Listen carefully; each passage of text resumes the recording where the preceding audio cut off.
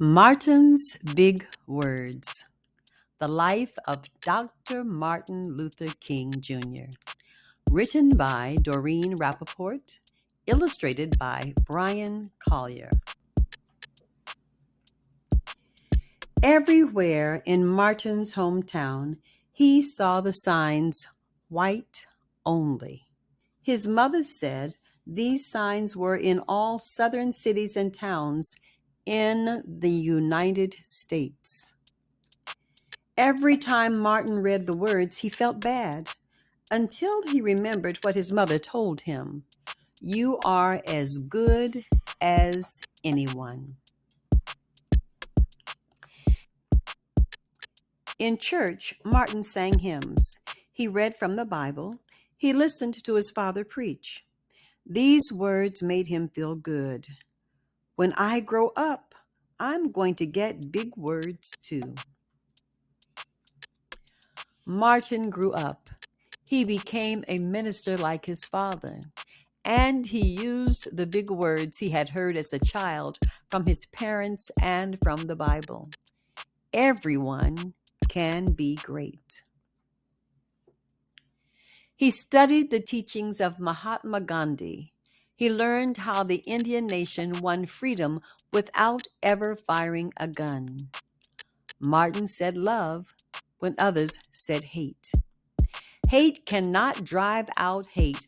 Only love can do that.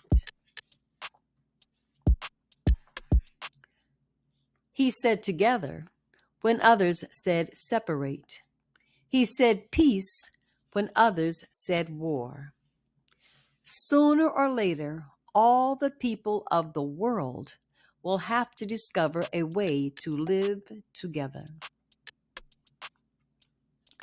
In 1955, on a cold December day in Montgomery, Alabama, Rosa Parks was coming home from work. A white man told her to get up from her seat on the bus so he could sit. She said no and was arrested.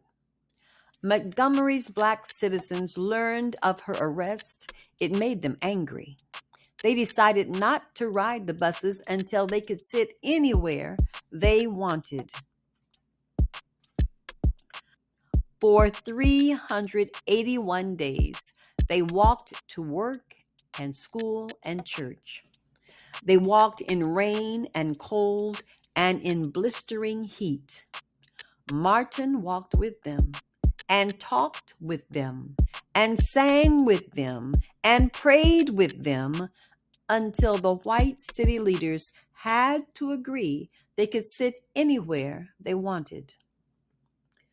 When the history books are written, someone will say, there lived black people who had the courage to stand up for their rights. In the next 10 years, Black Americans all over the South protested for equal rights. Martin walked with them and talked with them and sang with them and prayed with them. White ministers told them to stop. Mayors and governors and police chiefs and judges ordered them to stop, but they kept on marching. Wait. For years I have heard the word wait.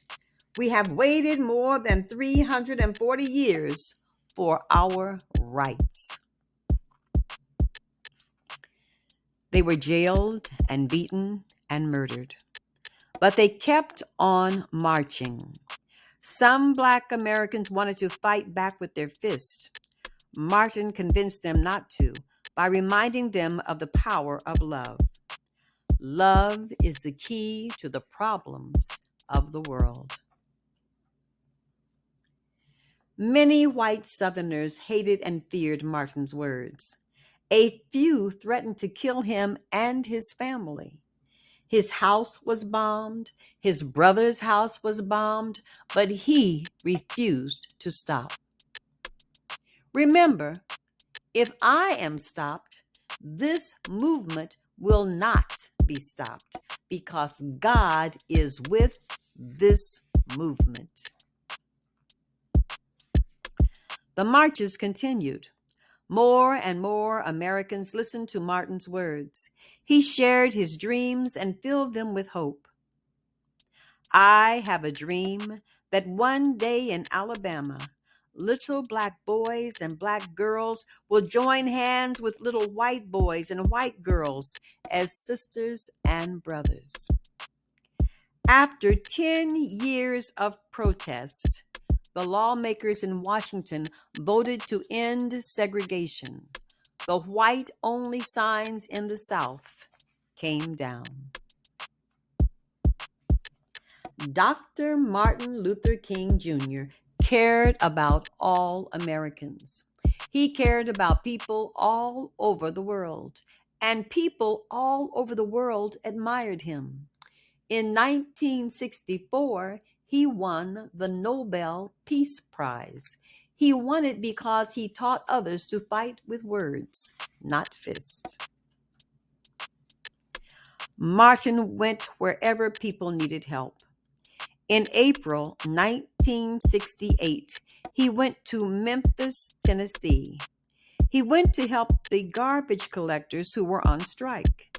He walked with them and talked with them and sang with them and prayed with them.